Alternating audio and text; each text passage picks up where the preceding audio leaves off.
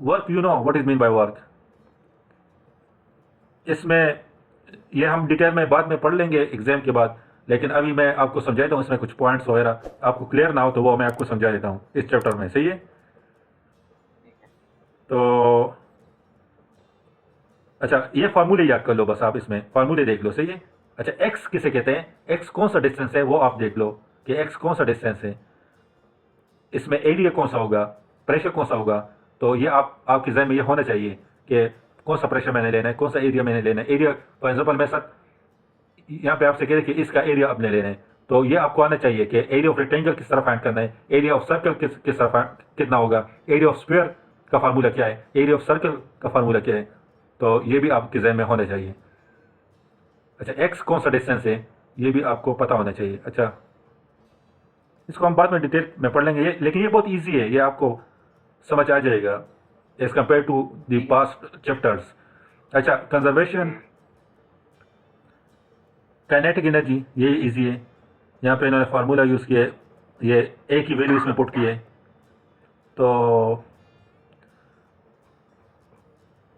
Potential energy ये भी आपको आते होंगे, बहुत आसान है। Efficiency, useful output divide by total energy, total energy input कितनी है।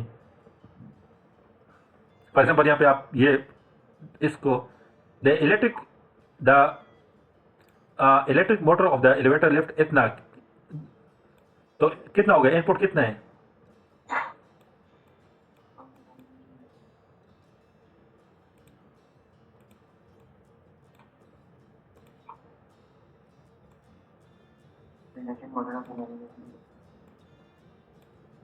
तो इतना ही होगा इनपुट। एफिशिएंसी, एफिशिएंसी आपके पास एफिशिएंसी या नीचे 630 ये इनपुट है आपके पास, और आउटपुट कितना है 1 2 5, this is weight M G, this is M G, and H is 29 multiply by 29 multiply by 100 कर लो। तो इससे क्या आएगा एफिशिएंसी को, इससे कोई वैल्यू आपके पास आ जाएगी, तो वो आपकी एफिशिएंसी होगी, सही है। तो बहुत इजी न्यूमेरिकल्स हैं, वो आप खुद ही कर लो, इतना मुश्किल नहीं है और इतना टाइम भी नहीं लगेगा। पावर सिंपल, पावर सिंपल है, किलोवाट आवर। जब भी हम यूनिट को मेजर करते हैं तो किलोवाट आवर में मेजर करते हैं, सही है। ये आपके जो बाहर जो मीटर्स होते हैं, इलेक्ट्रिक मीटर, तो वो किलोवाट आवर में मेजरमेंट करते हैं, सही है।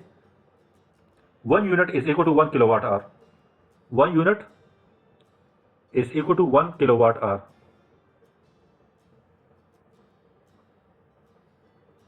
सही है। तो फॉर एग्जाम्पल आपको इसमें इस तरह न्यूमेरिकल्स भी आ सकते हैं कि 1 यूनिट का प्राइस 2 रुपीज़ है, 1 यूनिट का प्राइस कितने 2 रुपीज़, सही है। तो उसका आपने किलोवाट फाइंड करना है। उसको जो आपको इलेक्ट्रिसिटी गिवन होगी कि फॉर एग्जाम्पल एक घर है, उसने इतना पावर कंज्यूम कर दिया इतने टाइम में, तो पावर और टाइम को मल्टीप्लाई कर लोगे तो वो आपके पास किस में आएगा, वाट सेकंड में आ जाएगा। सेकंड को उसके बाद आवर में कन्वर्ट कर लो, वाट को किलोवाट में कन्वर्ट कर लो, तो वो आपके पास फॉर एग्जाम्पल आपके पास 6 किलोवाट आवर आ गए, सही है। तो 1 वाट आवर, 1 यूनिट का कितना बिल था 2 रुपीज़, तो कितना बिल आएगा अभी, इतनी इलेक्ट्रिसिटी कंज्यूम हो गई तो बिल कितना आएगा 12 रुपीज़, 12 रुपीज़ आएगा, सही है। तो ये आप जहन में रखो कि 1 unit is equal to 1 kilowatt hour, ये आप जहन में रखो, क्योंकि इससे रिलेटेड न्यूमेरिकल्स आएंगे, सही है।